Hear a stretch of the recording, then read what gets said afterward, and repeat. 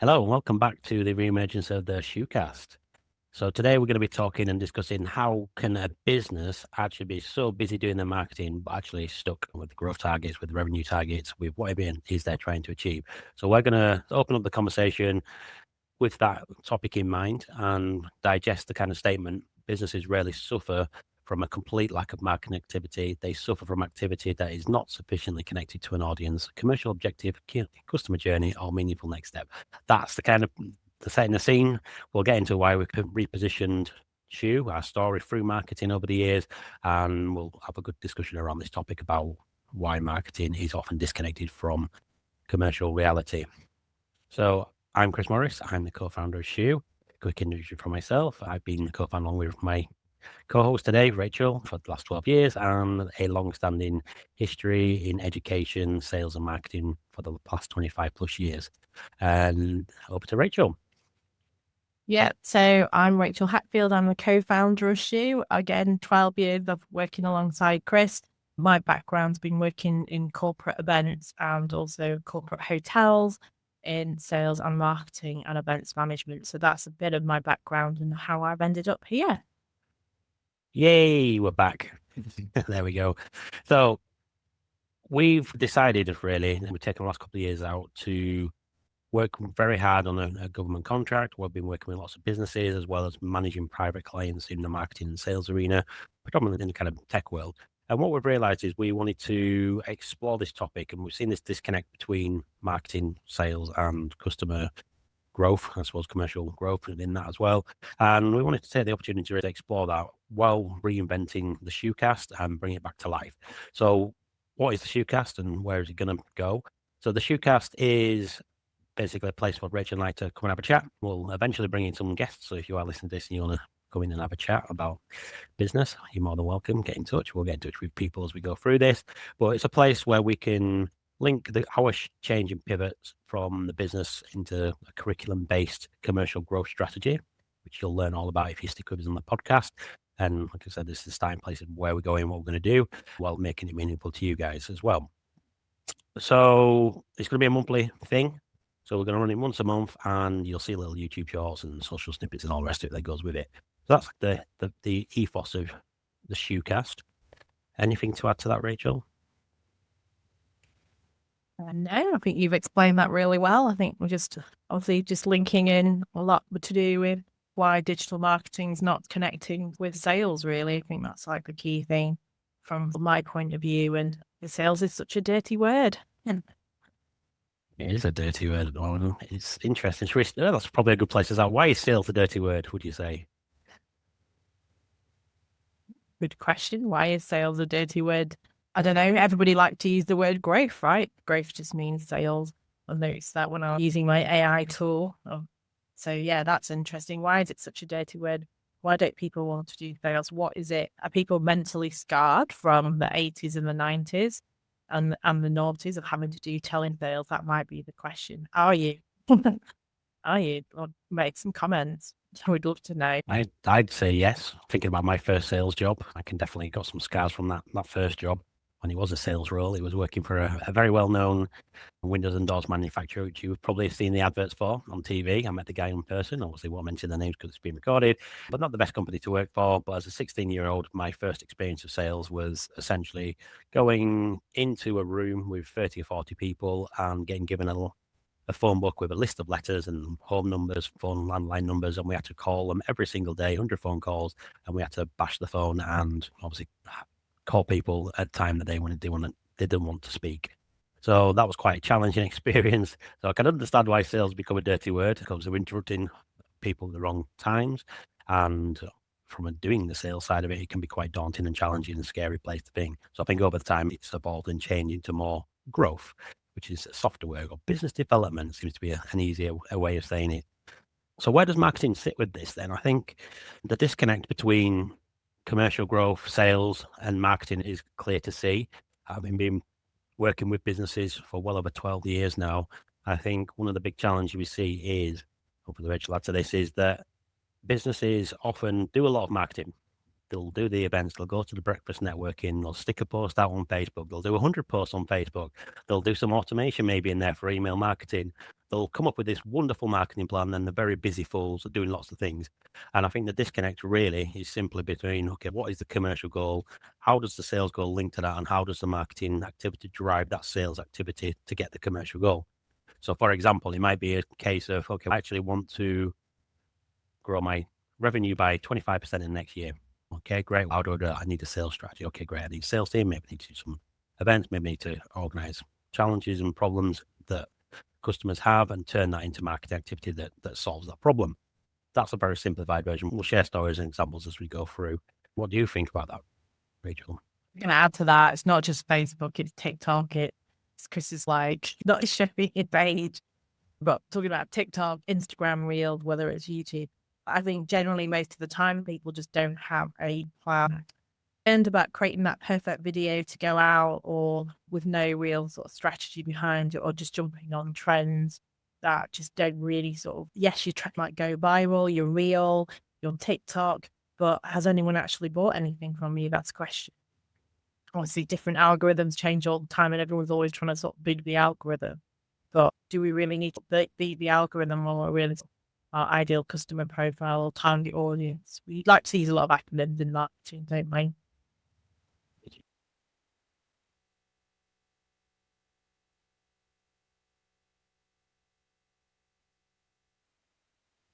What do you think about that?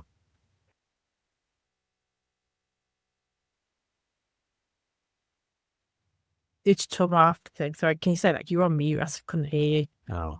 Do you think it's as simple as we should just do more marketing, more output, more visibility, more reach, more impressions, more TikTok, more Facebook, more events? Is that the answer to commercial growth? No, we need to really link that back to our goals. As a founder or a CEO or as a senior leadership team, you should have a business strategy that there's a vision for the company in terms of strategic growth from what you want your teams, or if there's no team, yourself has to deliver. So there's got to be something there to connect and join the dots, and there has to be a plan. Otherwise, you're wasting your time. Everybody's in business to make money. That's a harsh reality, and you have to sustain your business. Or at the end of the day, it isn't a business, is it? As many of my business growth coaches have told me. So somehow we have to go down that route of how are we going to make sure that our marketing aligns with our business goals. So our marketing goals are mirrored. And if you have some kind of goal, then you can understand that commercial value around it. Absolutely. So that's a great place to start for any business that's a little bit stuck at the moment. Is probably the honest assessment. You might be doing well relatively, you might be going through a bit of a growth spurt, but there's always opportunity to do better, right? So I think one of the places to start is thinking about actually what is the commercial goal? What does next 5 years look like? What do I want to do to grow? Is it increased revenue? Is it increased R&D opportunity? Is it increased staff retention? What is it we're trying to do commercially to help drive the business? Then we can come up with a bit of a plan around that to get the sales and the marketing working towards that. That's the challenge we see a lot, is they do a lot of marketing activity, businesses do a lot of marketing activity, but they don't often then think about what does that marketing and sales system look like in reality to actually drive those KPIs, those targets, those goals to increase the company's or commercial growth. Yeah. Anything to add to that, Joe? Well, I think that hits the nail on the head. So with that, I think you have to really join the dots up. And I do find that there is a lot of disconnect between team, having worked in the corporate environment on both sides of sales, business development, and in the marketing side and in events. Because obviously, one highlight of my career, obviously, working corporately was mainly events. But those dots need to be joined up because otherwise the sales team gets cross with the marketing team and sending leads to the marketing team, as I used to get really frustrated with them. So yeah, and obviously now I'm really conscious of what type of lead I send to the marketing team. But remember, your sales team are super hungry to make money, and that's how they operate. Thinking about those personality types that you have on each team is very different. But as a founder or I suppose when you start as a startup, there may only be 3 founders. So some of you are really good at kind of being that extrovert of going out and talking to people. Some of you may be better with the sort of getting things out onto your sort of marketing sort of channels. So really working out if there's 3 founders in the business, what you're all good at, so you can literally link things together. Yeah, that's great. And I think there's a really good example of a client, obviously I won't mention the names, but there's a client we worked with in the tech sector, med tech sector. And I think where we've repositioned Shoo into Shoo 2.0, and we start to think about this roadmap and the systemization and how do we help commercial grow, is the story kind of brings this live. So this medtech company we were introduced to, and they were looking to utilize the investment they had into the business and get seen by other potential investors, or to get seen by healthcare and different audiences across the world. So they needed to come up with a marketing and sales system, that kind of a roadmap, if you like, to get them from A to B. And a couple of the decisions we helped them to make was where we had to think about the commercial direction. Okay, what is it? What we're trying to do? What we're trying to achieve? Okay, great. We want to get seen by more investors. We want to get more connections into the NHS. Cool. So who's the audience? Okay, maybe it's a senior leader here, maybe it's an investor, maybe it's an entrepreneurial type. So we started to think about the multiple buyer personas and the customer types. Then we started to think about, okay, what kind of messaging talks to these different audiences? What's their pain points? What their challenges? What keeps that audience up at night? And then we could create messages and content pillars around the pain points and challenges to help talk and communicate with these people. So get the messaging right. Then once we've gone through that process, we could then decide, okay, which channels do we want to go to? Do we want to use TikTok? No, it's not really useful for the kind of investor who's going to be in the 50s, 60s. So we started thinking about things like LinkedIn, or kind of the events and how we support their speaking opportunities, maybe linking a bit of PR in there. So we looked for the opportunities and decided the challenges and the channels where they should and could be engaging with their audience. Some worked, go through trial and error. Some didn't work. We looked at the stats, we looked at the data, we looked at the way the customers engaged with the business as well. So things like data points, were they going to the website? Were they actually reading the blogs? Were they journalists picking up on the PR releases? All that kind of stuff. So we started to look at the data, the customer journey, the customer interaction.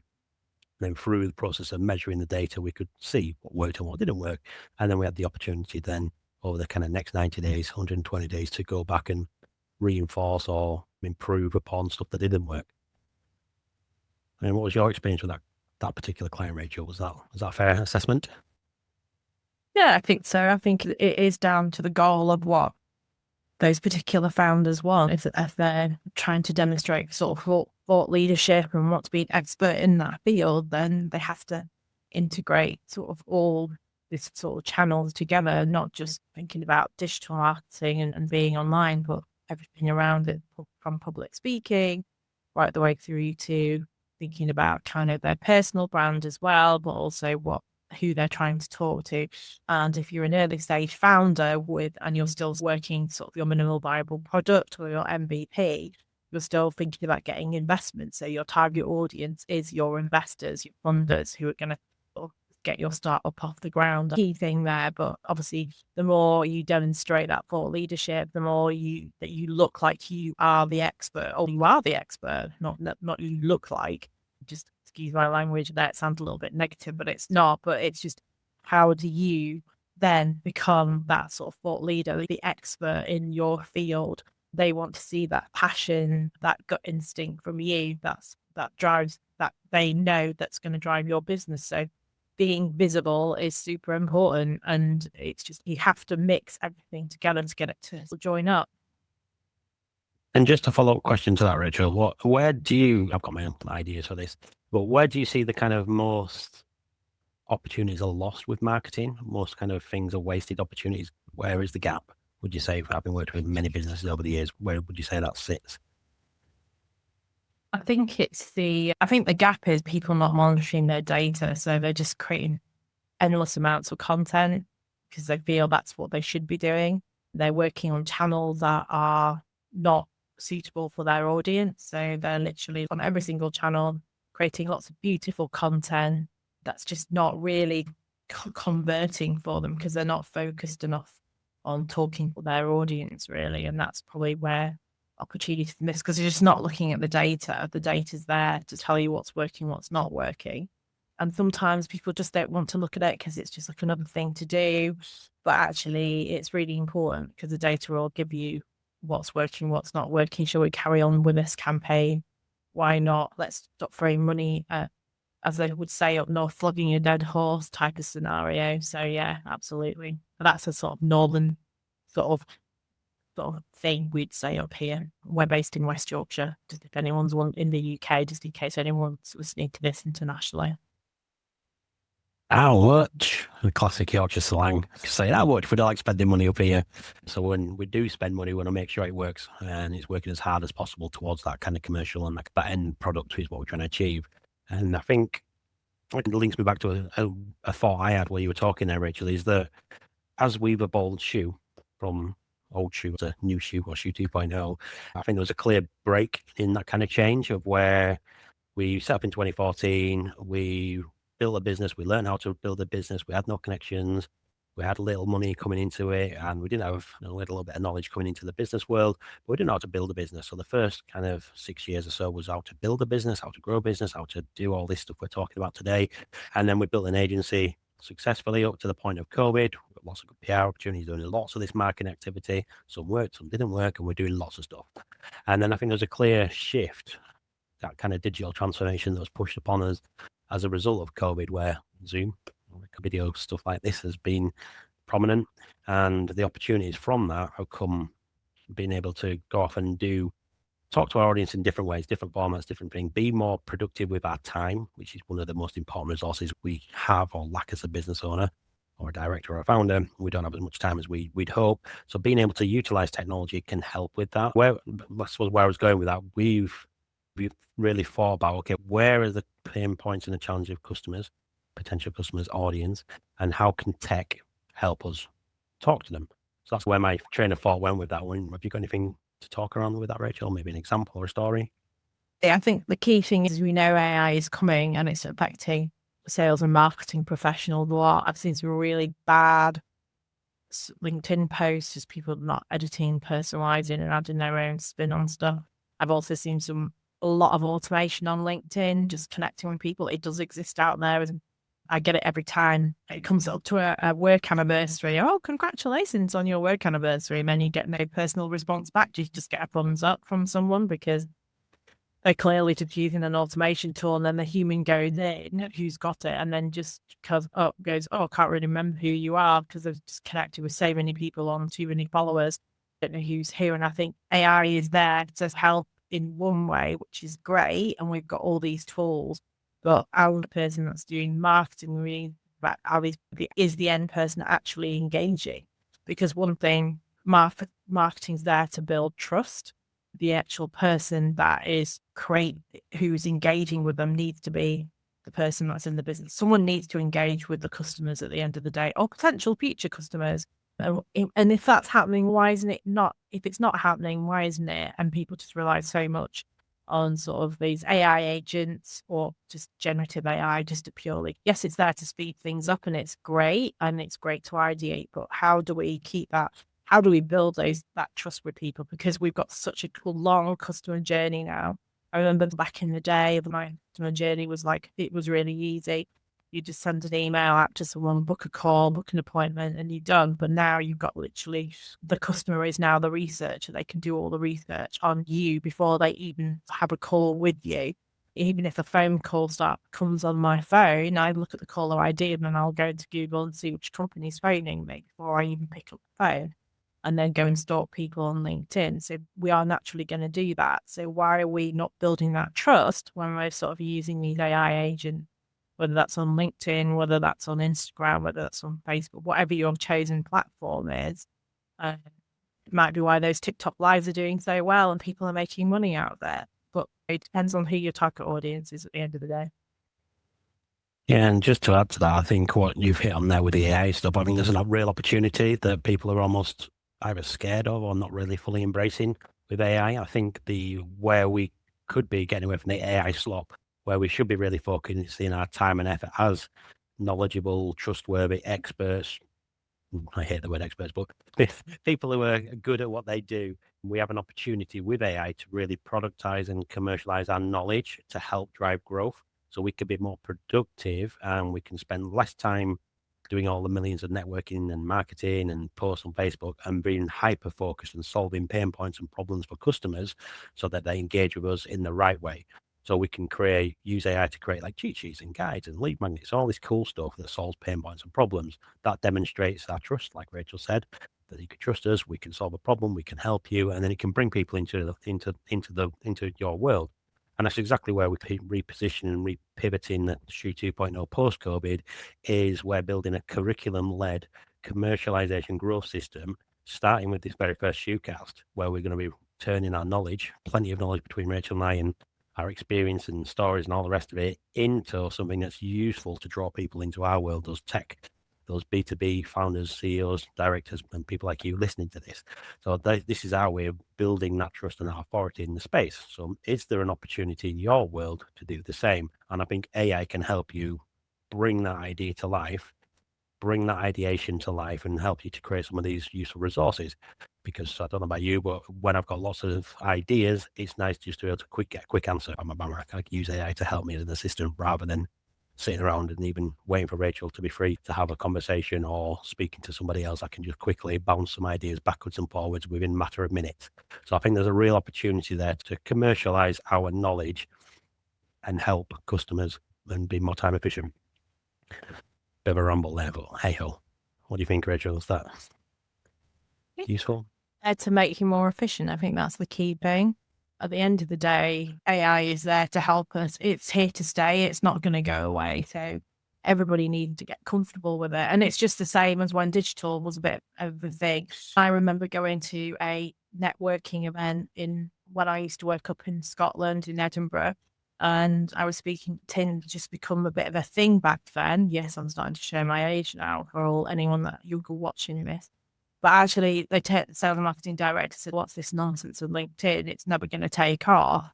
And actually, come 2008, during the financial crisis, it's just absolutely taken off because people started to connect with people on that platform, and it grew a lot. It grew connections, it grew networks, it opened up. People could keep in touch with each other because they were no longer in the office because they were getting made redundant. So there was like a lot of things that were happening. And yes, we're only going through another phase of change, and I think jobs not going to disappear. I think they're just going to naturally evolve like they have done. Digital marketing wasn't even a thing in the early noughties. So thinking about, look, we're just going through a period of digital change again, and we have to adapt and be quite agile with it. Yep, absolutely agree with all of that. As well as what I was keen to do with these ShooCasts was to educate, but for education, we can inspire, we can help and support and demonstrate our values of success to help others along the way. So I wanted to make sure it wasn't just Rachel and I yabbling away about stuff and telling you, oh, you should do this, you could do that, but actually giving you some real ideas, some real kind of next steps type stuff. So I wanted to turn those reflections and those ideas we've been briefly introduced into, okay, what can I do about it? You sat there, you're listening to Chris and Rachel yabbling away about marketing, commercial, there's gap, there's opportunities, AI, there's lots of stuff going on. But what can we do to turn that conversation, to turn those opportunities, to turn that marketing activity, move somebody essentially from point A to point B? So your marketing should not just be a case of stick a post on Facebook, stick a post on TikTok and reach 100,000 people. There's got to be a point. There's got to be a clear call to action. So what do we do about it? So I think one of the key things you can do is, we call it a 90-day roadmap. It's essentially an action plan. And the first point on that roadmap is thinking about your commercial goal. We've mentioned that at the beginning. So what is it you're trying to actually achieve in the next 90 days? That's a great starting point. You can do it by quarter. August is a good time because it leads you towards the back end of the year. So what is it you're trying to do? Do you want to increase I'm always making a smart goal. So do I want to increase my revenue by 25% in the next 90 days? Great smart goal. Do I want to keep, 95% customer retention rate in the next 90 days? Whatever it is. So you think about your commercial goal as the first and foremost thing. That should be the thing to think about. Then I think the next step for me, obviously, would be to think about the audience. So who is it? Which buyer segment are you looking at? Who is it you want to talk to? What are their pain points? What are their challenges? And the big question within that for me is, what is the thing that's keeping them awake at night? What is the big challenge? What's the problem? What is your business solving for them? And then obviously thinking about the offer. So what does the offer look like to get in front of them? Do we use some of that AI? Do we use some of those tools to create an offer, a position, a thing, a tool even that can solve that problem for the audience? And then think about, how do we get in front of them? One of the things we've noticed in the last couple of years as we shifted towards this more curriculum-based commercial growth system is that we've been a hell of a lot more productive and profitable by doing less, by really focusing our time and effort in solving pain points and challenges for customers. And that's allowed us to get in front of the right people at the right times. We've done less networking, less posts online, less of this and that, but it's allowed us to really think about where do we spend our time and how do we get there to help customers succeed in their right.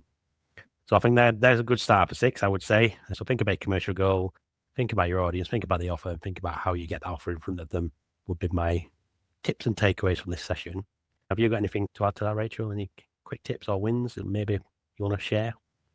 Not really. I think the main thing is actually just having a plan and knowing your numbers, I think is the key thing. Even if you don't like numbers, you need to have that sort of plan.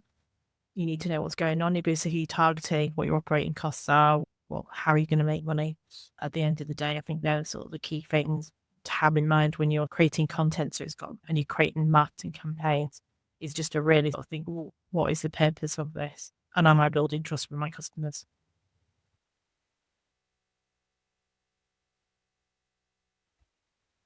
Or on mute. That's a great segue into the final bit of the session. So I just wanted to round things up and say the next call to action is we're going to be running a monthly workshop which follows the kind of conversation of the ShooCast.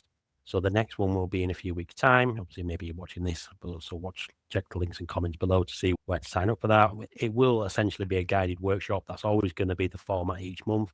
So that guided workshop will talk you through how to actually build your roadmap in the right way that talks to you, your audience, and some of those tips and tricks we mentioned, how you can bring that into your business so you've got a clearer plan going into the next 90 days, next quarter.